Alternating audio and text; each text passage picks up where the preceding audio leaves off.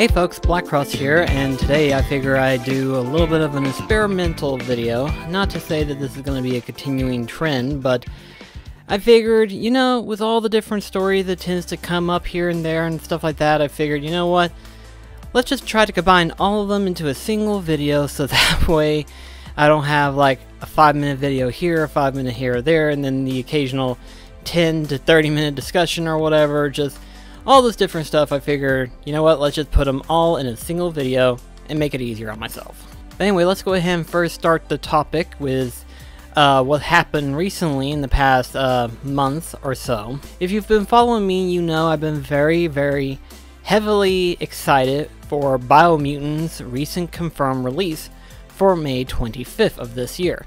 Well, next to Biomutant, another announcement has finally made an announcement known as Shin Megami Tensei 3 Nocturne HD Remastered. That's a mouthful. So for a while I've been kind of wondering, when is it gonna be released? You know, seeing as how it's supposed, it was dated last year to be released in spring of 2021. And, you know, it's officially spring finally, and we are in the year 2021. So it's like, okay, when are they going to finally give out the release date for that game? And on Twitter, Atlas has confirmed that Shin Megami Tensei 3 HD Remaster is going to be released on May 25th as well. And I was like, oh, finally we have a release date. But then I realized, wait just a moment. We have both Biomutant and Shin Megami Tensei HD Remaster coming out on the same day. I don't think I've ever had that happen before. I mean, we've had games that gets released within the same month and day, you know. But, you know, I'm sure there's a lot of you out there who have had this happen a number of times. But for me, I can't remember a single time where two very hyped games that I'm excited for comes out in the exact same day. Like, the exact same day. I've had games that come out in the same month, but never on the same day, you know. It's one of those things where it's like, you make compromising decisions, you know. It's like, am I really excited for this game, or which one do I want to play more of, and which one can I wait, you know, stuff like that. And with Biomutant, obviously, you know, I've got a pre-order, so I'm excited to get that game. But then Shin Megami Tensei HD Remaster, obviously that one is another game that I'm extremely excited for. So needless to say, when I found out that both of them was going to be released on the same day, I was like, well, this is interesting. Sadly though, I won't be able to take time off from work in order to play either one, because unfortunately during that time period, inventory is up and at 'em, and when inventory comes up, no one can take a vacation, so that sucks. But yeah, Biomutant and Shin Megami Tensei 3 HD Remaster. Seriously, I need to come up with something shorter than that, but SMT just, it's hard for me to have that rolled out all the time. But anyway, so that was something interesting to say. In a recent announcement, there is a new Sherlock Holmes game coming out known as Sherlock Holmes Chapter One. Now, judging by the title itself, it tells me that this game is going to be episodic, judging by the way it sounds, which, you know, makes sense, I guess. But, you know, I was looking at it and everything, and I was like, this actually sounds interesting. It definitely does sound interesting, and it's like, huh. I mean, it's a mystery-driven action-adventure game that's coming out later this year, and from what is announced, it's going to be available for both PS4 and PS5. So, in other words, yeah, this game actually looks pretty interesting. It kind of reminds me of, you know, Sherlock Holmes with Robert Downey Jr., except, you know, when he's younger. And there's been a number of Sherlock Holmes shows, movies, comic books over the ages.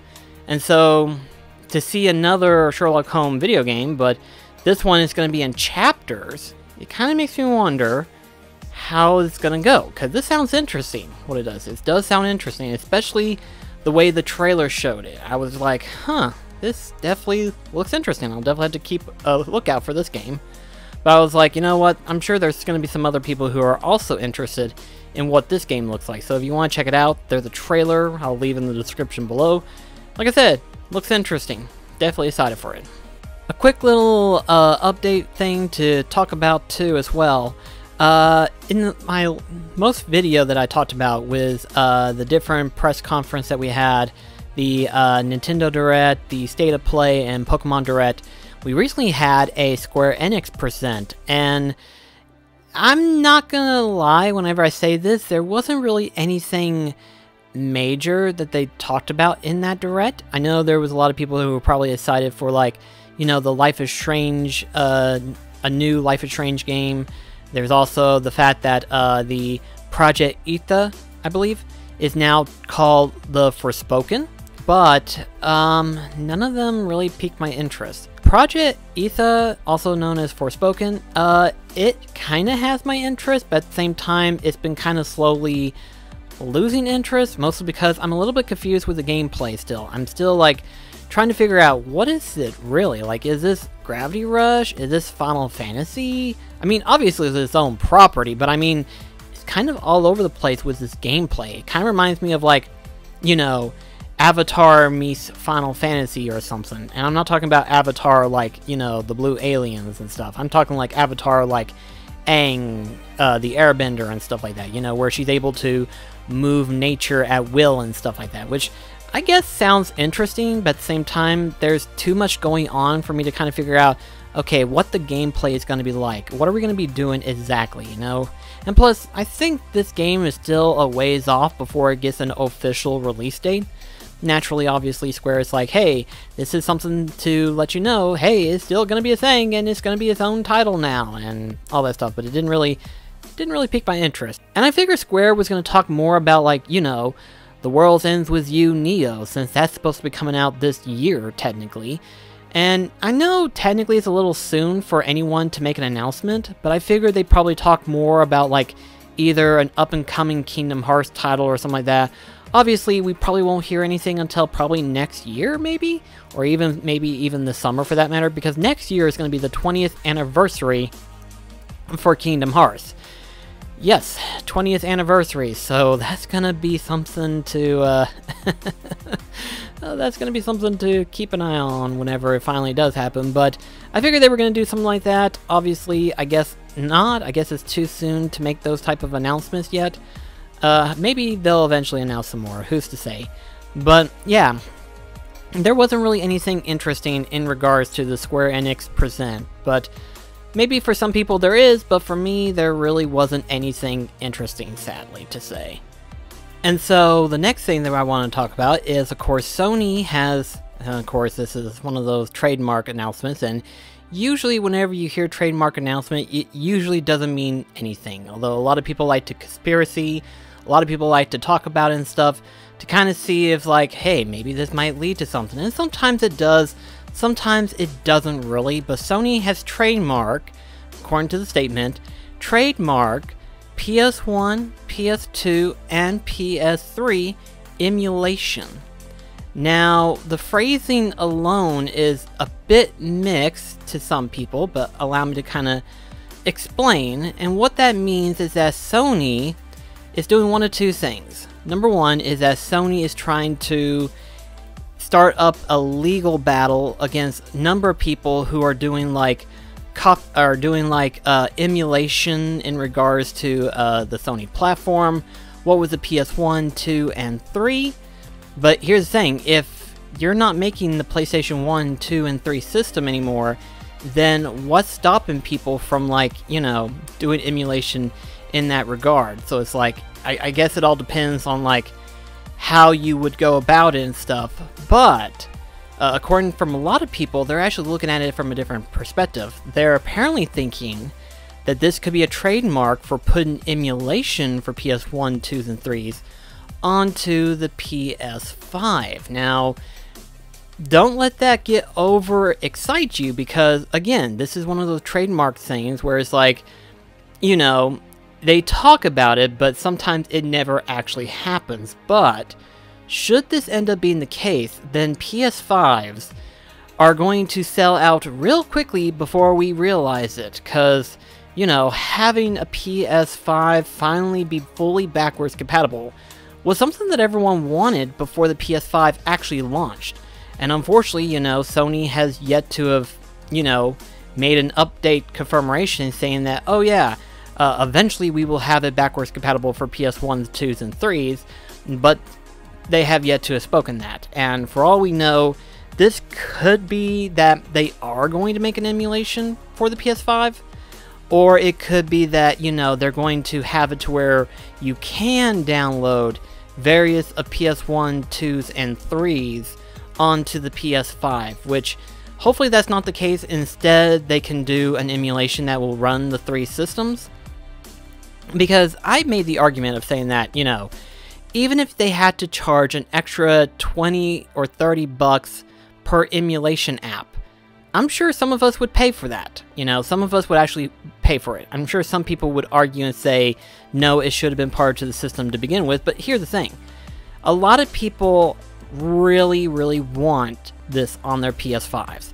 And so to go ahead and have that be the case, then it's like, you know what, if that's what it takes, then you know what, here's my wallet, here's my money, let's make a deal, you know? So, you know, if Sony's listening, hey guys, let this be a thing. Let this actually happen. Let this emulation actually become a thing to where we can download for the PS5 or have it a manual update, whichever one comes out first, but have it to where the PS5 will finally be fully backwards compatible for all previous consoles. That would be something that's very nice. And it's not just being able to play the games, it's just having it all be out of one system and not having to split up into multiple consoles. That is the nice part about it, just being able to have it all in one system. That's why Microsoft, when doing the Xbox One and also 2 Series X as well, it is fully backwards compatible for most Xbox 360 titles.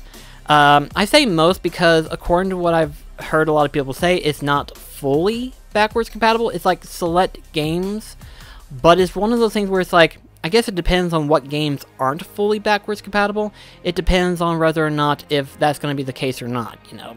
For example, like say, you know, having backwards compatible for like God of War, Jak and Daxter, stuff like that. That's going to be obviously fully backwards compatible with the PS5.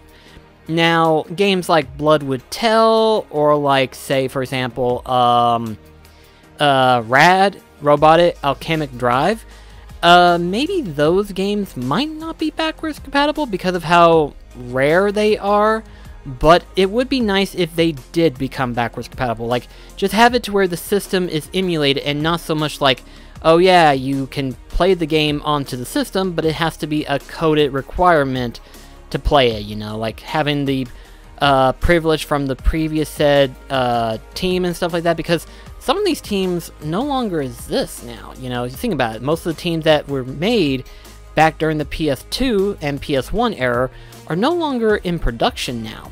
You know, it just depends on who you ask and where they come from originally. So anyway, I thought that was interesting whenever that was talked about on Twitter the other day. I mean, it's peaked up in conversations, so it's one of those things where it's like, hopefully that's the case, and hopefully we'll see something come out of it, but if not, oh well. But if so, then please God, please, please, please, let it be the case. Please let the PS5 be fully backwards compatible, because once it finally becomes fully available on shelf again, I am most certainly going to be happy to hear that. Let that be an announcement that I will be excited to hear this coming year. Please, Sony, please confirm it. Please, I'm begging you. Please confirm it. Oh, and while we're at it with the Sony news, I might as well bring up one of the more depressing news to come out of Sony, per se. As of last week, Sony has announced that its online stores for like the PSP and the PS3, as well as PS Vita, their online stores will be shut down. So yeah, PlayStation Network on those store fronts will be down in due time. The PSP and the PS3 are said to be shut down on July 2nd, and the PS Vita shop will follow on August 27th. So I think a lot of us predicted that this was going to happen eventually, and I think what brought it up firsthand was, of course, being that of the Nintendo eShop for the Wii. that was the first one to actually get its initial shutdown. And I think a lot of us had already predicted that the PS3 would follow behind shortly soon, because most of us received emails from Sony stating that they were shutting down certain competitive online matches. You know, obviously closing out the PlayStation 3 network overall. So that's no surprise to see that they were finally shutting down the PS3 and the PS Vita, or PS3 and PSP. Although to hear that the PS Vita was being shut down, that was actually kind of a surprise for me on that front. You know, because technically the PS Vita and the PS4 cross-region with each other, you know.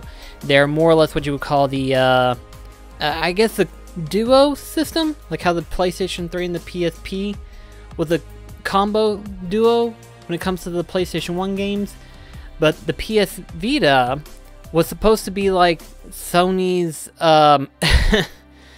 it's kind of hard for me to actually explain it really, but it's sort of like Sony's planned blueprint to what would end up being the Switch. Obviously, you know, it's not perfect compared to the Switch, where it's like you got two separate systems, and of course they share save data, but instead of being like, you know, with PS3 and PSP,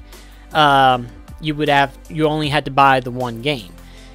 In the PS Vita and the PS4's case, you had to buy them twice, which was, in my personal opinion, absolutely ludicrously dumb. I mean, technically the PS Vita started on the PlayStation 3 era, but even when it came over to the PS4, it was still dumb to begin with.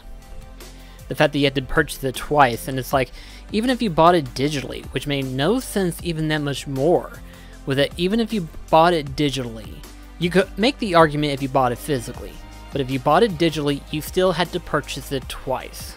But on that front though, if you were planning on purchasing any downloadable game or said mentioned DLCs for the said PS3, PSP, or PS Vita, now would be the time to go ahead and make that downloadable purchase right now, because they will be closing down shortly soon.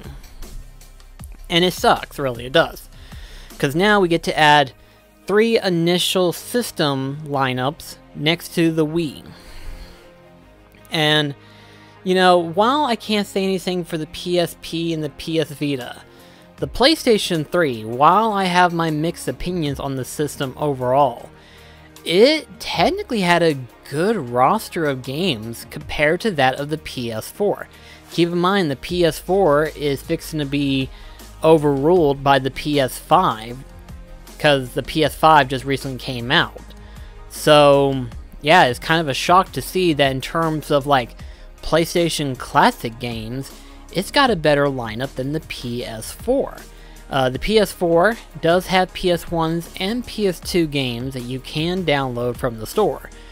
But, compared to the PlayStation 3 store, there's a bigger lineup, actually.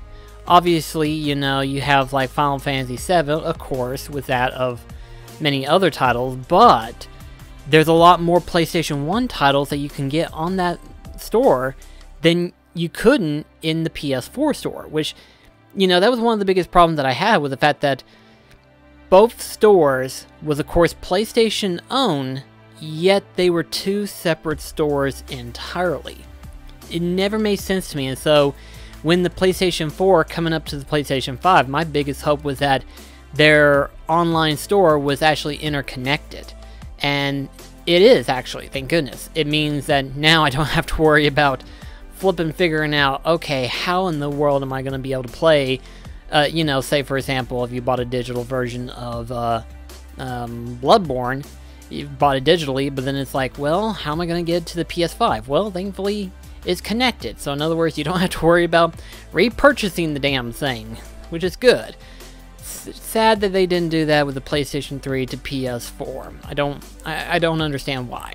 But, yeah, it's just, out of all the things that, I mean, I understand why they were doing it, but at the same time, it still sucks. And thankfully on Twitter, there's a lot of people who are in the same boat as me, and that is that digital is not permanent. I mean, I've mentioned this multiple times, and I'm not going to drag it down to the river as it is, but digital is not forever, as we have seen from Sony and Nintendo alone.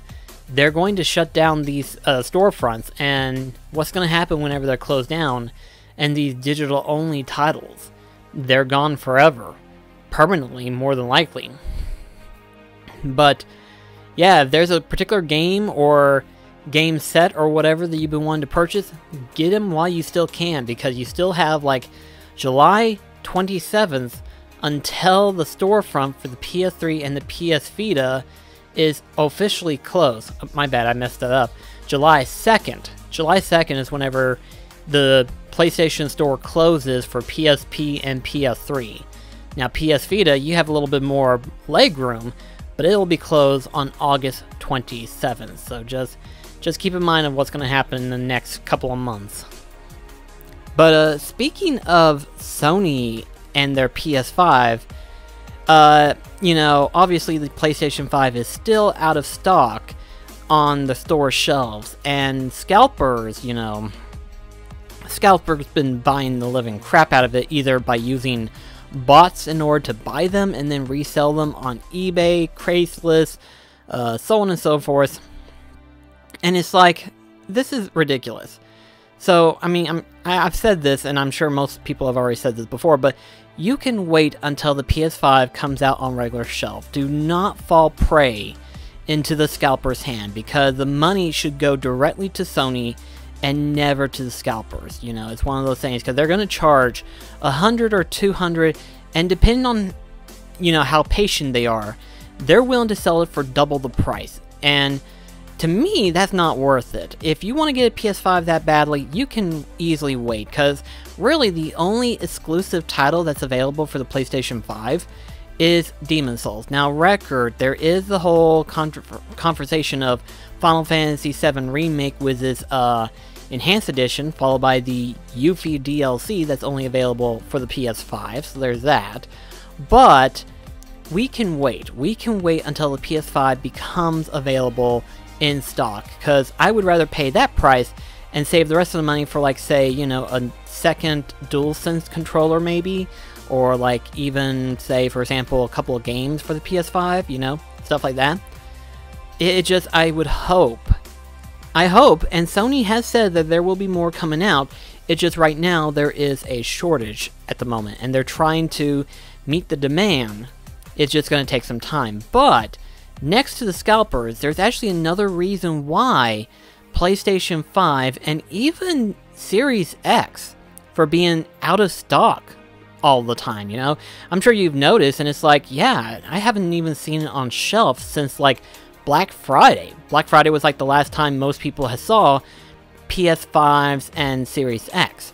And there's actually a reason why, and it kind of falls back into another particular product known as NVIDIA graphic card.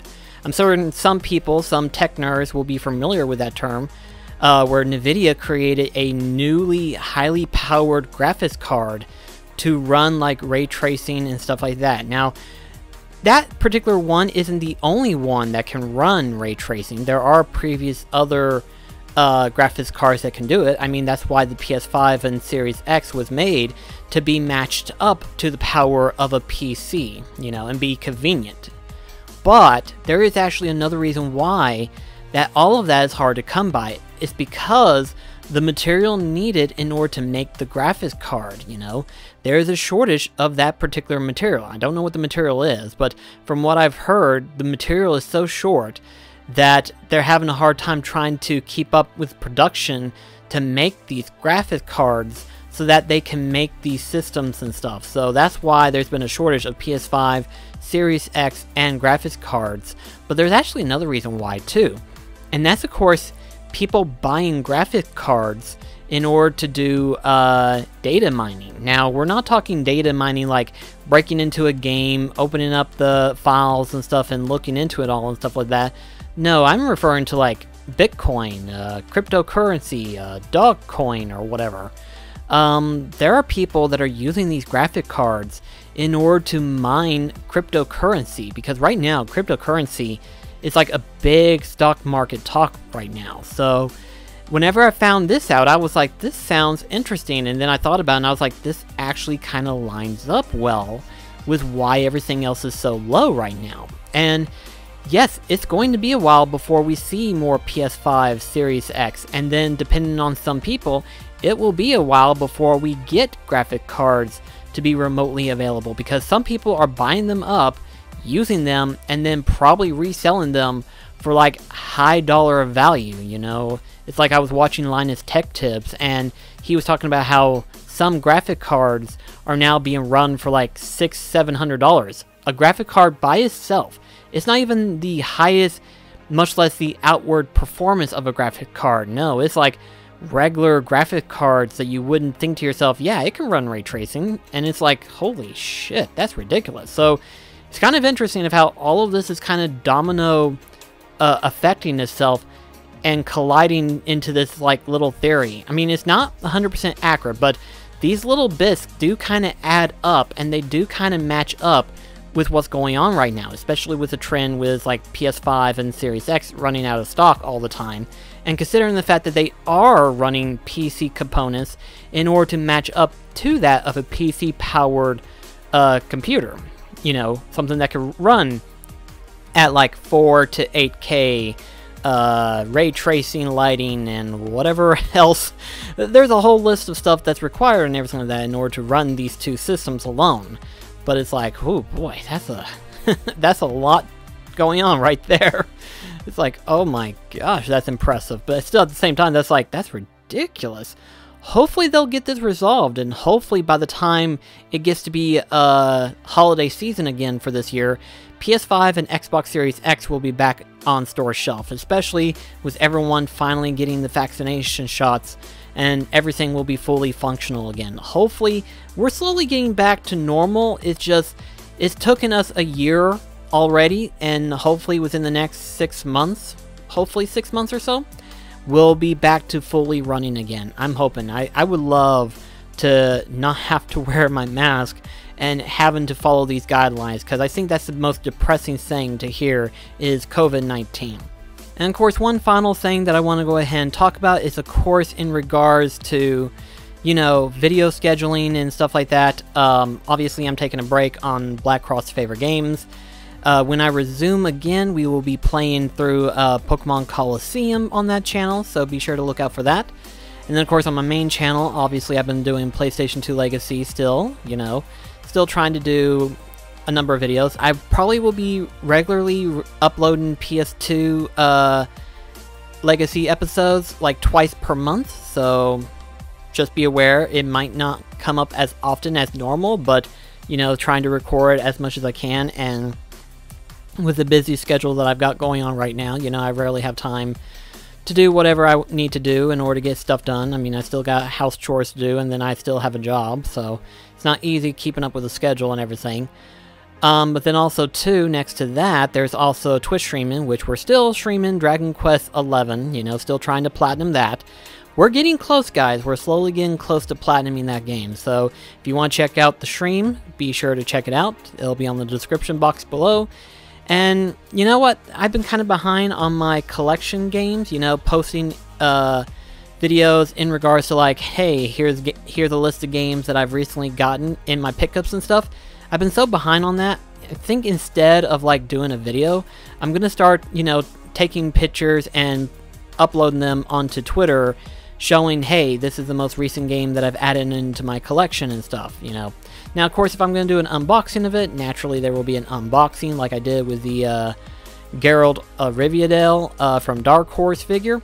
So there's that. But anyway, guys, thank you so much for watching this video. Hopefully this will pick up, you know, see if people will be interested in this particular series of videos, you know, where I combine all the little tidbits of news and information that I've just recently discovered, anything that would be interesting, and all that stuff. So yeah, thank you so much for watching, and I shall see you in the next video. Till then, this is BlackCross signing off. Catch you guys later.